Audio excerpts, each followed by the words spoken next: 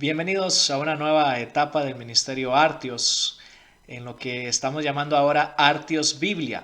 Y aquí en Artios Biblia nuestro lema es multiplicando obreros, un libro bíblico a la vez. Feliz año nuevo para todos. Estamos iniciando el año 2021, dejando atrás, esperamos en la medida de lo posible, el año 2020 con todas sus complicaciones y esperando que este sea un año de mayor crecimiento, de mayor fruto en la obra a la que el Señor nos ha llamado. Así que gracias por seguir con nosotros aquí en Artios a lo largo de este 2021 y como les decía, en esta nueva etapa del ministerio que hemos llamado Artios Biblia. Vamos a comenzar a estudiar libros bíblicos. Va a ser la metodología que vamos a seguir a partir de ahora. Vamos a, como decía anteriormente, multiplicar obreros, un libro bíblico a la vez. Creemos, estamos convencidos que la mejor capacitación viene directamente de la palabra de Dios y es la metodología que vamos a seguir a partir de ahora, el estudio de libros bíblicos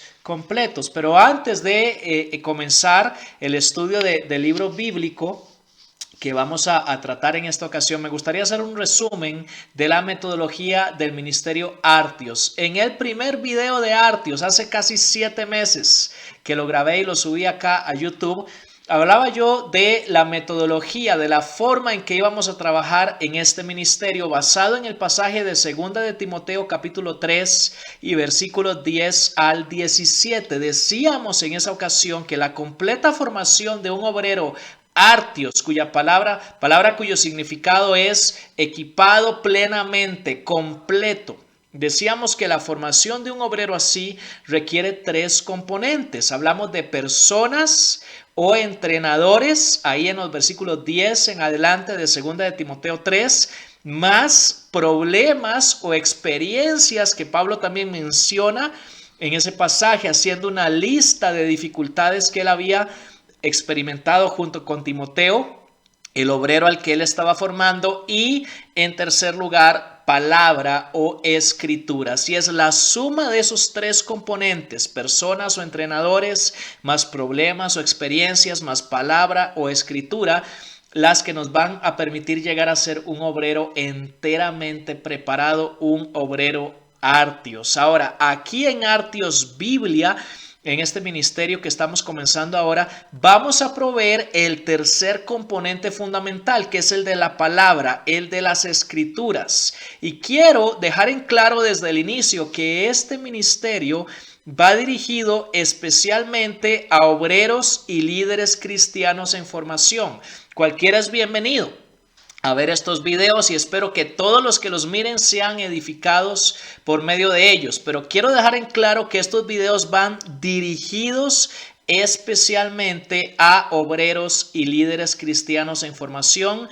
Este es nuestro enfoque principal, el cual se verá reflejado en el contenido y en la manera de abordar los pasajes bíblicos bajo estudio. Así que si tú eres un obrero o un líder cristiano que está siendo formado, que te estás entrenando para el ministerio, estos videos son especialmente para ti. Al inicio también del Ministerio Artios decíamos que este es en general un ministerio bíblico, misionero y complementario. Y con esa palabra complementario hemos dado a entender que no podemos proveer en un video de 20, 25 o 30 minutos todo lo que tú necesitas para tu formación, y por eso tú debes buscar los elementos restantes de tu formación ministerial. Artios Biblia es tan solo un eslabón en esta cadena que tiene que ver con tu formación. Habiendo dicho esto, habiendo hecho ese resumen, ese repaso de la filosofía o la metodología del ministerio Artios, quisiera introducir el libro bíblico, la carta bíblica que vamos a estudiar en esta ocasión, en este primer video de Artios Biblia, y es la carta del apóstol Pablo a la iglesia en Colosas. La carta de Pablo a los Colosenses. Y la razón de que sea Colosenses la primera carta que vamos a estudiar es simplemente, debo ser honesto, que es la carta bíblica que estoy yo estudiando personalmente en mi tiempo actual de estudio de la palabra de Dios. y realmente quiero compartir con todos ustedes los resultados de mi propio estudio de la carta a los Colosenses a través de estos videos. No hay ninguna otra razón en particular por la que estemos comenzando por Colosenses, sino simplemente de que en este momento de mi vida estoy estudiando esa carta y Dios me está hablando por medio de ella. Quisiera iniciar entonces con una introducción general de la carta del apóstol Pablo a la iglesia en Colosas, lo que nosotros llamamos Colosenses. Y quiero mencionar en esta introducción general 5 aspectos importantes que nos van a ayudar a introducir el estudio de la carta. Primero, el autor. Muy sencillo, el apóstol Pablo escribe la carta a los Colosenses. Segundo, la fecha de escritura de la carta. Inicios de la década del 60 después de Cristo. No podemos fechar exactamente la escritura de Colosenses, pero sí sabemos que Pablo está preso, lo más probable en Roma, cuando él escribe esa carta. En tercer lugar, como parte de esta introducción general, el inicio de la iglesia en Colosas. Esto es importante. La iglesia en Colosas no fue fundada directamente por el apóstol Pablo, sino por un hombre llamado Epafras, que posiblemente fue un discípulo, un aprendiz del apóstol Pablo. Debemos recordar allá en el libro de los Hechos, capítulo 19, que Pablo pasó por lo menos 3 años en la ciudad de Éfeso, la ciudad principal de la región de Asia, donde se encuentra Colosas, y fue posiblemente durante ese tiempo que Epafras, alguien que era miembro de esa población de Colosas, vino a Éfeso, escuchó el evangelio por parte de Pablo y después de ser entrenado regresó a Colosas y comenzó la iglesia en esa ciudad. Todo esto, por supuesto, es simplemente tratar de hacer una reconstrucción histórica de lo que pudo haber pasado. Lo que sí es claro es que fue Epafras el que comenzó la carta y su persona, su figura, es muy importante para entender Colosenses. Perdón, para hacer una corrección. Epafras fue el que fundó la iglesia en Colosas. Pablo es el autor de la carta, pero la figura de Epafras va a ser importante cuando estudiemos ahí la carta a los Colosenses. En cuarto lugar, de estos 5 aspectos importantes introductorios, la situación de la iglesia en Colosas. Es claro por el contenido de la carta que esta iglesia está experimentando el peligro de una falsa doctrina. No podemos determinar exactamente la naturaleza específica de esa falsa doctrina, pero los estudiosos están de acuerdo en que posiblemente era una especie de judaísmo sincretista, judaísmo mezclado con una serie de ideas filosóficas y prácticas religiosas del contexto particular de la ciudad de Colosas. Es una iglesia en peligro de ser engañada a través de estas enseñanzas que provenían principalmente del judaísmo, pero con una mezcla ahí de otras ideas y de otras prácticas. Y en quinto lugar, y esto es muy importante, el tema de la carta a los Colosenses. Y esto es fundamental para entender toda la carta. El tema está expresado, creo yo, es mi convicción, en el capítulo 2 y los versículos 9 y 10. Y el tema es la absoluta supremacía y plena suficiencia de Cristo. Repito, el tema de la carta a los Colosenses es la absoluta supremacía y plena suficiencia de Cristo. Es una carta cristocéntrica. Y aquí en Artios Biblia vamos a decir también que aparte de multiplicar obreros bíblicos un libro bíblico a la vez, vamos a enseñar a Cristo un libro bíblico a la vez, porque entendemos que Él es el mensaje principal de toda la palabra de Dios. Muy bien, esos son los 5 aspectos que quería mencionar en cuanto a la introducción general a la carta a los Colosenses. Ahora es importante hacer aquí una observación inicial relacionada con la importancia del cuidado pastoral y teológico de una iglesia en un rincón apartado del Imperio Romano. ¿Por qué digo esto? Colosas no era para nada una ciudad importante en el Imperio Romano en tiempos de Pablo. No era una ciudad grande como Éfeso, como Roma, como algunas otras. Era un pueblo pequeño allá en un rincón de Asia, en ese inmenso Imperio Romano. Interesantemente, la ciudad como tal de Colosas dejó de existir poco tiempo después de la escritura de esta carta, posiblemente por causa de un gran terremoto que vino en esa región.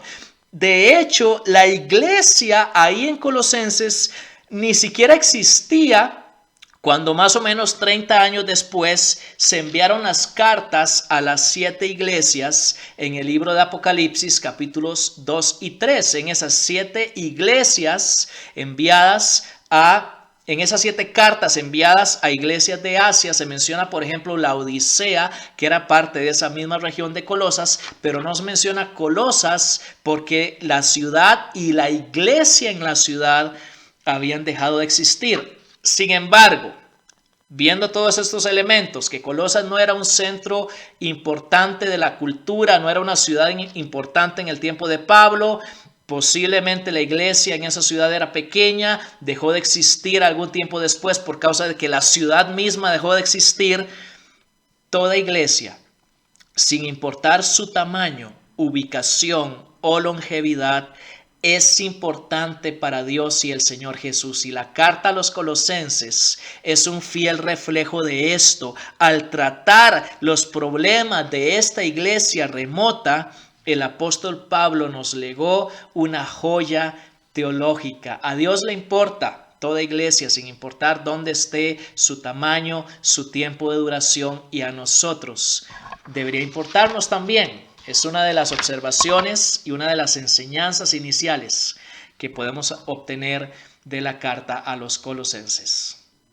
Muy bien, habiendo hecho esas observaciones iniciales en cuanto al estudio de la carta a los Colosenses, vamos a entrar directamente en el contenido de la carta. Voy a leer la introducción de la carta, lo que generalmente se conoce como la salutación, Colosenses capítulo 1, versículos 1 y 2, usando la Biblia de las Américas. Dice así: Pablo, apóstol de Cristo Jesús por la voluntad de Dios, y el hermano Timoteo, a los santos y fieles hermanos en Cristo que están en Colosas, gracia a ustedes y paz de Dios nuestro Padre.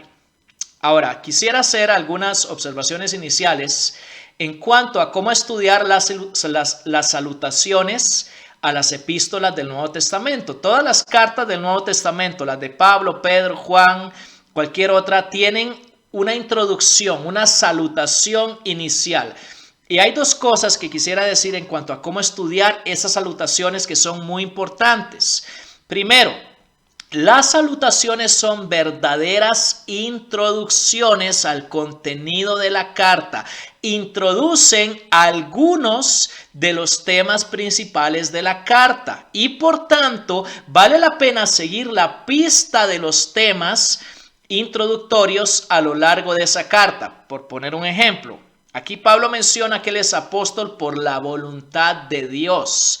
Valdría la pena seguir ese tema de la voluntad de Dios a lo largo de toda la carta a los Colosenses. Para ello simplemente necesitamos buscar una concordancia todas las veces donde aparezca la palabra voluntad en la carta a los Colosenses y estudiar ese tema que se introduce aquí en la salutación.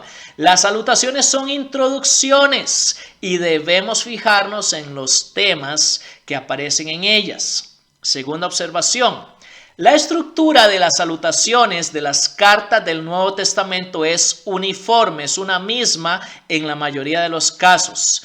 Es una variante cristianizada de las salutaciones tripartitas de las cartas de ese periodo histórico. Todas las cartas en ese tiempo tenían 3 partes en su introducción. Comenzaban con 3 cosas. Primero, una mención del autor o remitente de la carta, quién está escribiendo la carta.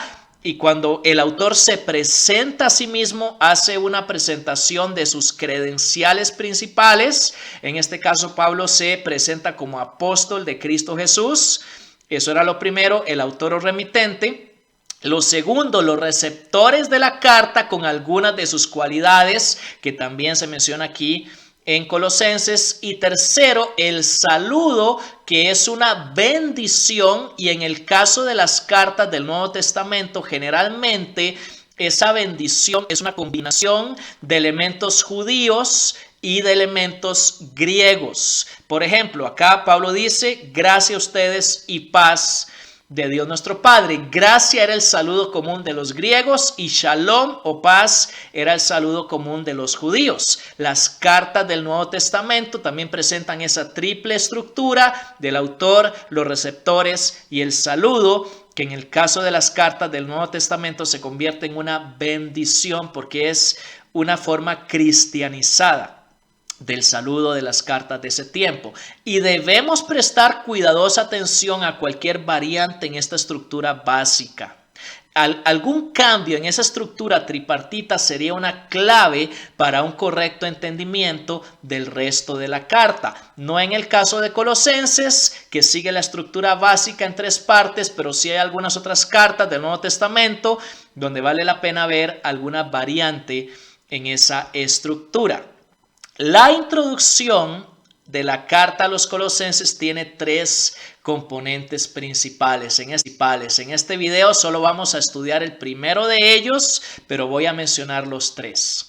Presenta primero la autoridad del autor de la carta, que es Pablo.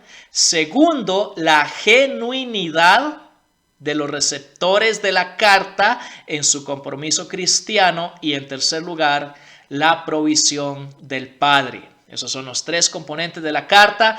Aquí vamos a hablar especialmente en cuanto a la autoridad del autor, entendiendo que Pablo presenta su autoridad en el contexto del peligro de la falsedad, que es el contexto en el que se está escribiendo la carta a los Colosenses, el contexto del peligro de ser engañados por una falsa enseñanza. Todos los estudiosos bíblicos, por lo menos los que yo he consultado, están de acuerdo que al presentarse a sí mismo como apóstol de Cristo Jesús, al inicio mismo de la carta, Pablo está recalcando su autoridad como escritor, como autor de la carta. Y en este caso, en esta ocasión, la autoridad de Pablo depende de 4 factores y son importantes. Primero, su autoridad depende de su persona.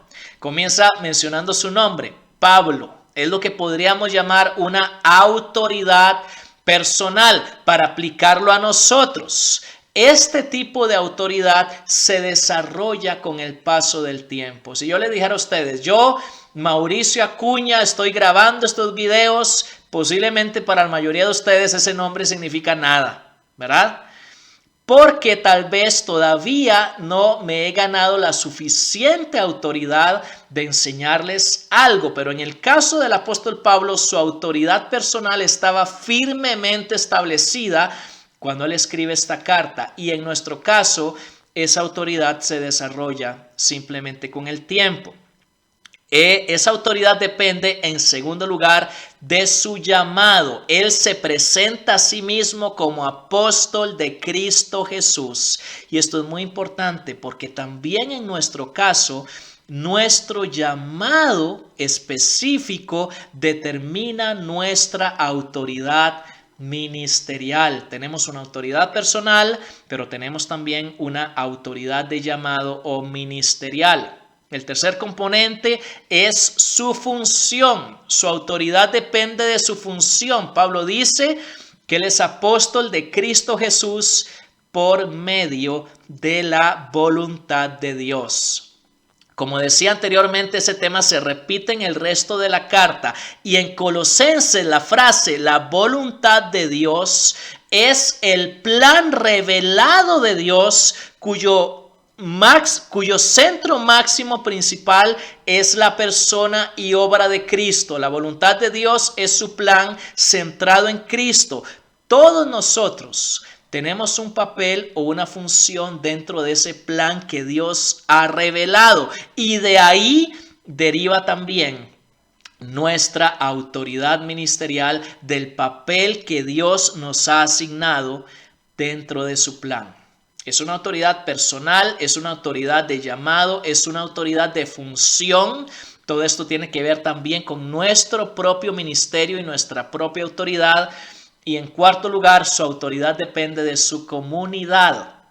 Porque al mencionar ahí a Timoteo, Pablo dice, y el hermano Timoteo, Pablo está diciendo que su autoridad no es una autoridad individualista, que él representa una comunidad de siervos de Dios que están detrás de él, respaldando la autoridad con la que escribe esa carta. De hecho, la carta a los Colosenses, especialmente en el capítulo 4, tiene una lista de nombres de siervos distinguidos de Dios que eran parte del equipo ministerial de Pablo, que Pablo representa y cuya autoridad, la autoridad del apóstol Pablo, ellos respaldaban. Nuestra autoridad depende también de la comunidad a la que pertenecemos y a la que representamos. Al mencionar a Timoteo, repito, Pablo está mostrando que su autoridad no es individualista y cada uno de nosotros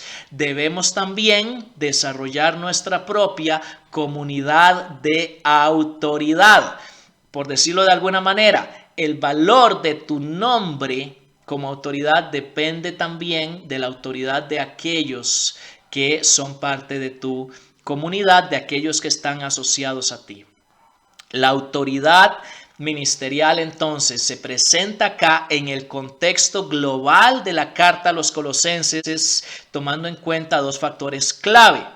Primero, esa autoridad proviene de la absoluta supremacía de Cristo, que es el tema principal de la carta. Y en segundo lugar, a través de esa autoridad es que Pablo hace frente al peligro del error. La autoridad proviene entonces de la absoluta supremacía de Cristo y hace frente al peligro del error. Nuestra autoridad ministerial es una mezcla de factores divinos, factores sobre los cuales nosotros no tenemos control, pero también de factores humanos que nosotros podemos controlar en cierta medida. ¿Cuáles son los factores divinos de nuestra autoridad ministerial?